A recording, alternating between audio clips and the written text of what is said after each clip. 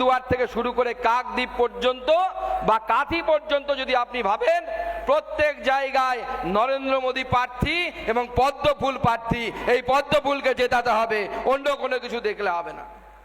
আমরা মহাভারতে গল্প শুনেছি যে অর্জুনকে যখন বলা হয়েছিল লক্ষ্যভেদ করার জন্য, অর্জুন সহ সমস্ত পঞ্চ পাণ্ডবকে এক একজন এক এক কথা বলেছিল।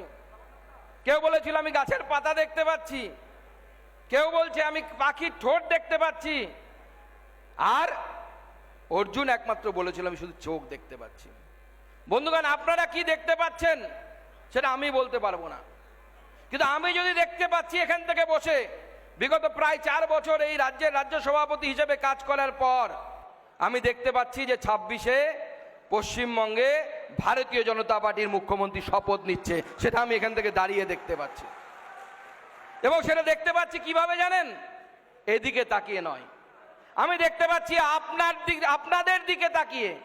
কলকাতার 4টি জেলার লোক আছি তো আমরা, তাই তো? এই 4টি জেলার লোক, এবং সবাইকে নয়, যারা আমাদের শক্তি কেন্দ্র এবং তাদের তদূর্ধ্ব মণ্ডলে তাদের লোককে ডাকা হয়েছে, তার যদি বিরাট রূপ, বিশ্বরূপ যদি এটা হতে পারে, তাহলে মনে রাখবেন এই কুরুক্ষেত্রে জয় আমাদের, অর্থাৎ পাণ্ডবদের, ভারতীয় জনতা পার্টির জয় হবে। কারণ এখানে সব থেকে গুরুত্বপূর্ণ ব্যক্তিত্বরা বসে আছেন, যারা শক্তি কেন্দ্রে কাজ করেন, শক্তি কেন্দ্রের লিডার, শক্তি কেন্দ্রের ইনচার্জ, মণ্ডলের পদাধিকারী, জেলা সভাপতি।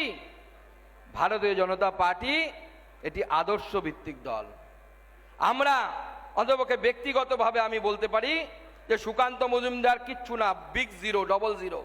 যখন আমার সামনে আপনারা যুক্ত হন, কার্যকর্তারা যুক্ত হন, তখন 1 হয়, তখন সুকান্ত মজুমদার 100 হয়, তখন আমরা নেতৃত্ব হই। আমাদের কার্যকর্তা, কর্মী, এরাই হচ্ছে পার্টির মূলধন।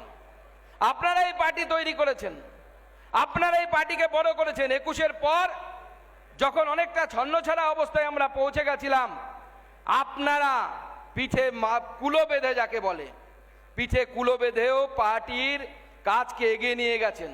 শত লাঞ্ছনা, দোকান বন্ধ করে দেওয়া হয়েছে, কারো বাড়ির লোক মহিলাদেরকে অনেক জায়গায় অনেক রকম কটূক্তি শুনতে হয়েছে, কিন্তু ভারতীয় জনতা পার্টির কার্যকর্তা আপনারা বলেছেন যে যে মুখে ভারত মাতা কি জয় বলি, ওই মুখে আমরা জয় বাংলা বলবো না, বলবো না, বলবো না। তার জন্য যদি জীবন দিতে হয় আমরা দেব। মাননীয় মুখ্যমন্ত্রীর মাথা খারাপ হয়ে গেছে, দেখুন উল্টো পাল্টা বলছে, হওয়াটাই স্বাভাবিক।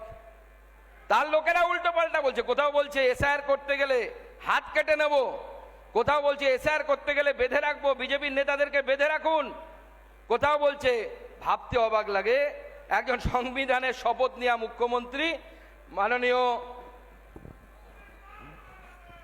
অমিত শাহজি স্বাগতম, অমিত শাহজি স্বাগতম, অমিত শাহজি স্বাগতম, অমিত শাহজি স্বাগতম, অমিত শাহজি को जय श्री राम, অমিত শাহজি को जय श्री राम।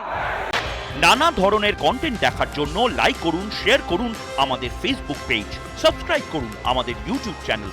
পাশাপাশি অন্যান্য ব্রেকিং নিউজের জন্য অবশ্যই চোখ রাখুন রিপাবলিক বাংলায়।